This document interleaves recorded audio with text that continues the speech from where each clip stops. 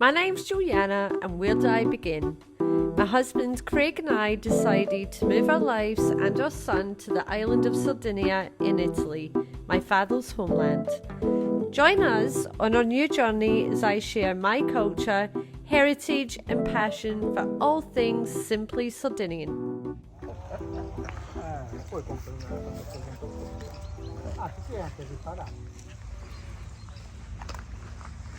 So we are in Zio Silvio's Oliveto, and today we are picking olives.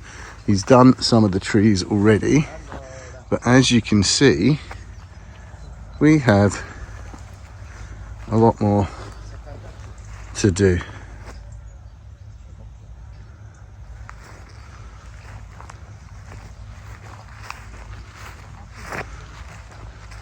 It just goes on forever.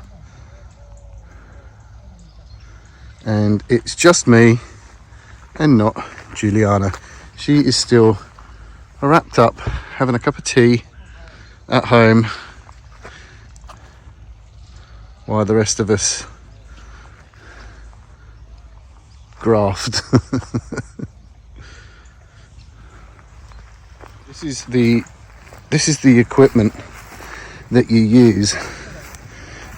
They got like little prongs on, and they go up into the trees, and they literally sort of tickle the trees, and the idea is that the olives fall out, but you've got to put the nets down first to catch the olives, tickle the trees till the olives fall out, and then wrap the nets up. This is Giuliana's uncle. Silvio, quanti alberi qui? In tutto? Sì. Saranno 800. Wow. He's got 800 trees.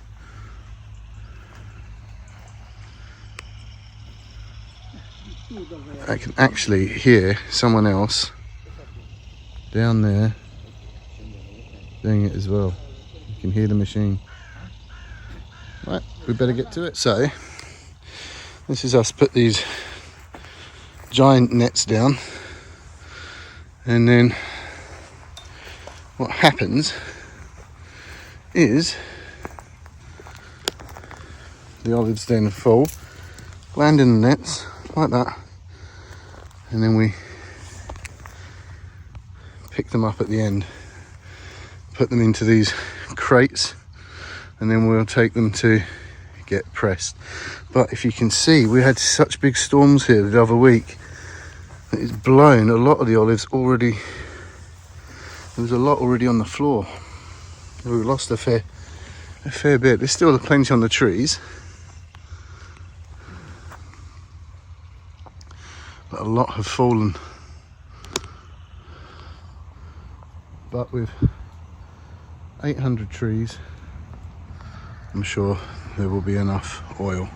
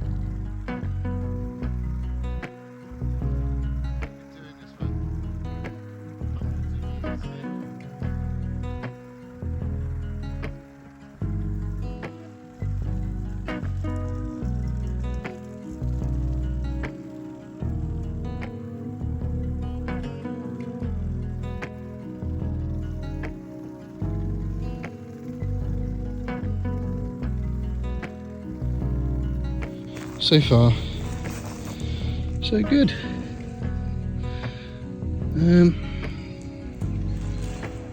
Just got a few more trees to go. It's going to be a long day.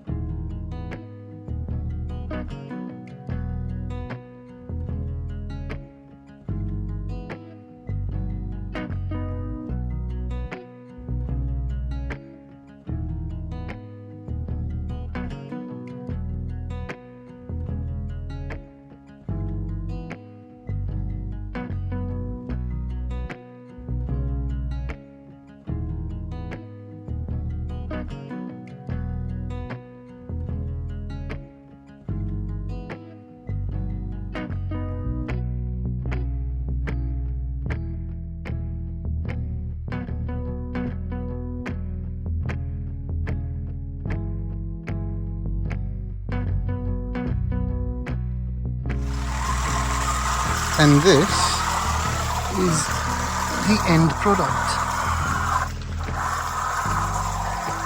Slowly, slowly.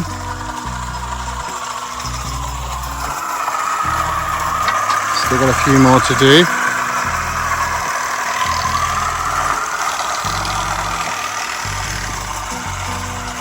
This is what happens when you get the machine stuck in the tree. Ragazza, è lama. Meglio così.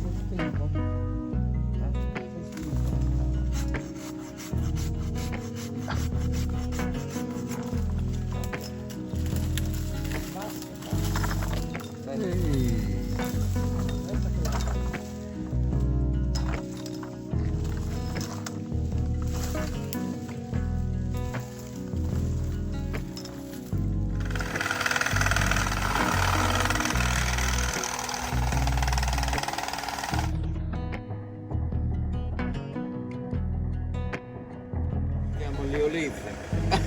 That's it. Now we're going to go to the press. So we've got a few olives, and now we're going to go and press them.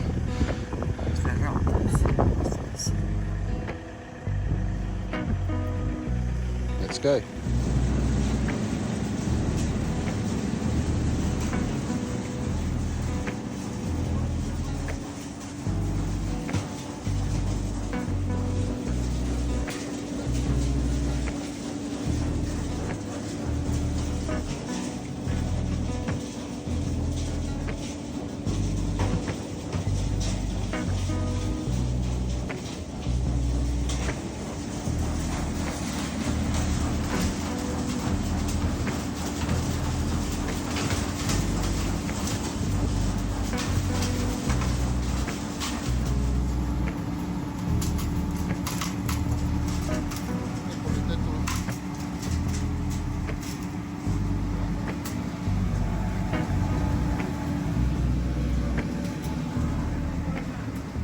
So everyone gets their olives cleaned and then put into these chests, and then they will press them at some point today, and then you bring your own container like this one, and then they fill it with oil.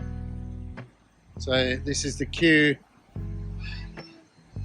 Now that they've been cleaned, once they've been cleaned, they go in here.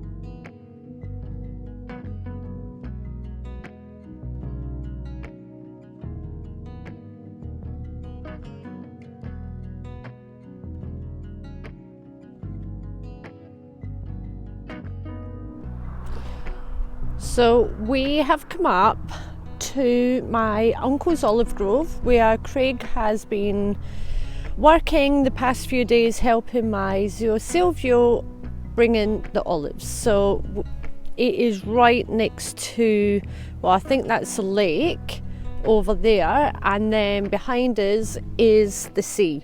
So this sits literally between the lake and the sea. So yeah, I thought I would come and show you around on a really wet, grey winter's day.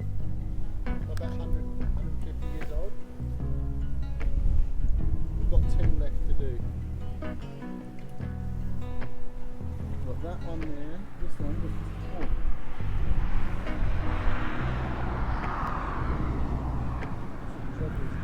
These ones have been put now, this one needs to be done.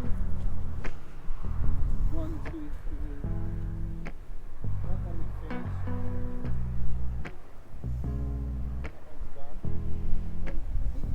That one's done. This is finished one.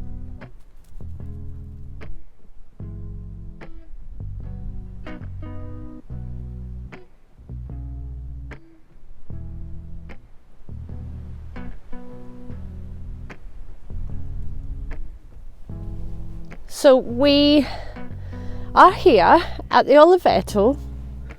It's a bit squint. So cold. And Craig's just told me the backstory of this Oliveto. So there's around 100 trees. Oh, sorry, 800 trees in this Oliveto. And the backstory to this is it belonged to, I believe, the great-grandfather of my uncle's wife, and he bought it from the marquis somewhere in Sardinia.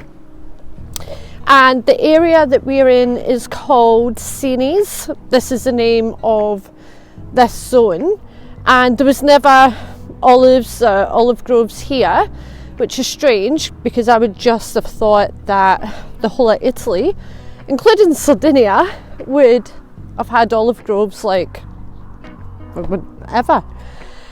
And he acquired it from the marquis and decided to plant an olive grove, and everyone at the time thought he was crazy, like he was mad. What are you doing? It's not the right soil, it's never going to grow, you're wasting your money, you're wasting your time. And he didn't. It just went crazy. And then after the first couple of harvests, everyone else started to jump on board and plant olive trees. And now we've got olive trees everywhere. And you know what I've just spotted through there, Craig? There's a vineyard next door. So they tend to alternate between olives and grapes. So the end of one season and the next one starts, and this is a huge vineyard next door. Don't know if you can see it. So this week we haven't really been able to film too much. We had a bit of a crappy start of the week. Alessia was in hospital, unfortunately. Nothing too serious. So I've put my nursing hat on again this week and had to play Nurse Nancy and looking after Alessia. She's on the mend now, but it just meant that I really couldn't get out and do the things that I wanted to show you. Plus we've had really rubbish weather. It has been cold, windy, really strong winds, grey, raining, and it's a shame because there's a lot of little Christmas markets and things on. Everything's outside. There's even an ice skating rink. I'm not sure there's going to be many people out ice skating in the rain, and it's been really heavy rain. So this morning, even though it has been a bit drizzly and windy, I've had cabin fever, and I said, now come on, let's grab the dog and just get out and go for a walk.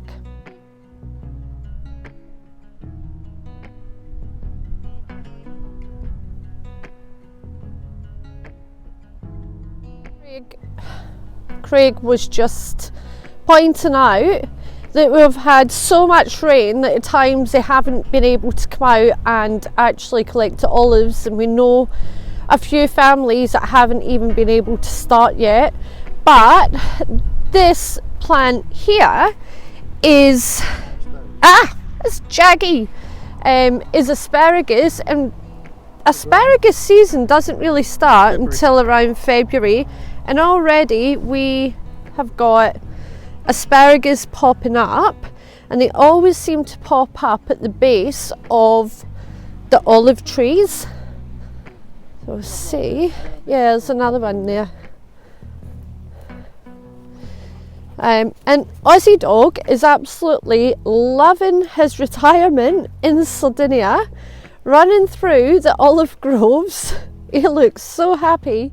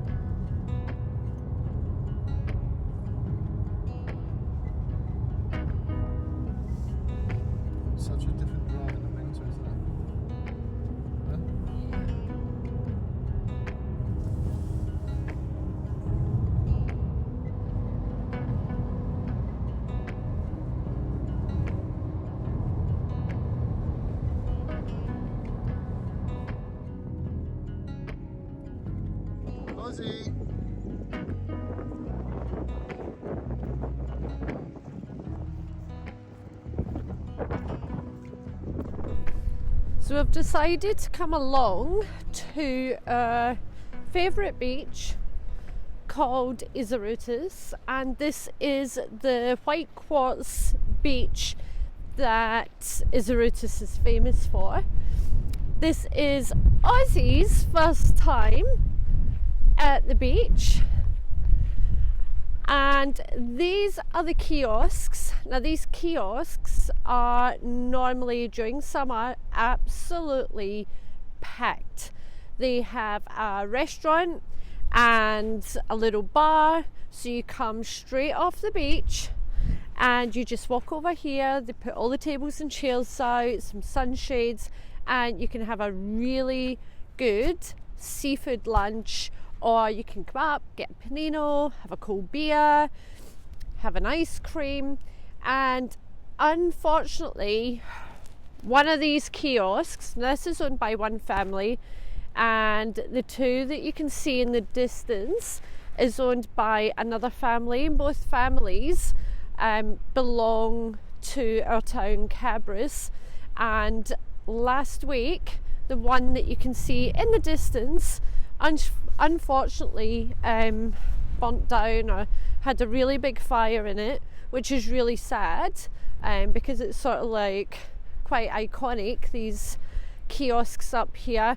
And now the town is rallying around, starting a fundraiser and doing donations to try and get the kiosk hopefully rebuilt and back up and running for the new season to start next year. So hopefully everyone gets behind them, which I'm pretty sure they will, and help that family rebuild their livelihood.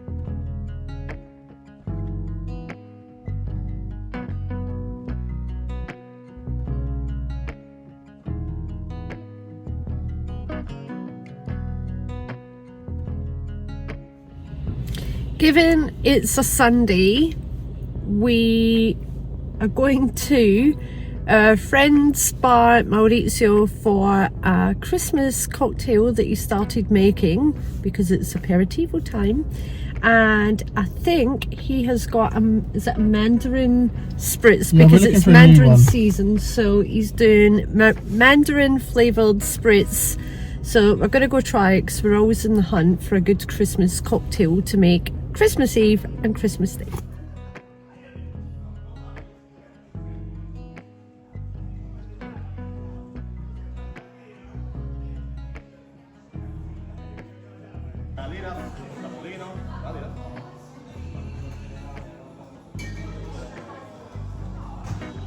Nice. Show me. the Christmas spritz. It smells absolutely amazing.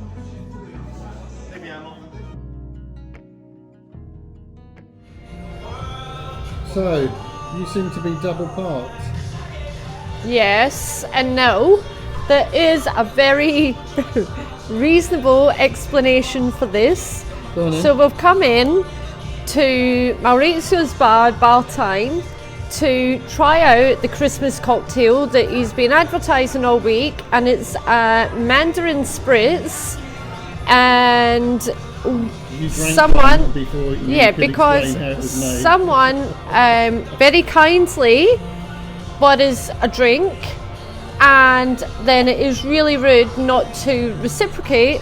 So then someone else different people bought us another round, so I have now got 2 mandarin spritz, which, can I just say, the smell of these, They are they really are nice. absolutely amazing. I actually wish that I had smelly vision because Sometimes. they are really dangerous as well, because you cannot even taste like the Prosecco, you can't taste any alcohol. It actually tastes like, imagine like fizzy orange, like a Fanta, but Mandarin, and it is so sweet, it is so nice. What's in them? Yeah. So how do they make it then? So I think I might even replicate these at home, because Maurizio showed me, Any excuse? and then I can show you all how to make them. But you would make it like a normal spritz, Aperol spritz. So it's got a little bit of Aperol. It is topped up with the freshly squeezed mandarin juice, Prosecco, and then a little bit of soda, and that's it. But they are so nice and very dangerous. You And seem to be enjoying it. I have. I've also enjoyed the nibbles that they put out. There was mortadella and cheese, and I forget, some olives, homegrown olives, and the pane carazao, which is like the crispy Sardinian bread. But yeah, honestly, don't come to Sardinia, you just get fat. Maybe we should do a cocktail channel. Oh, I don't know about that. That would be dangerous.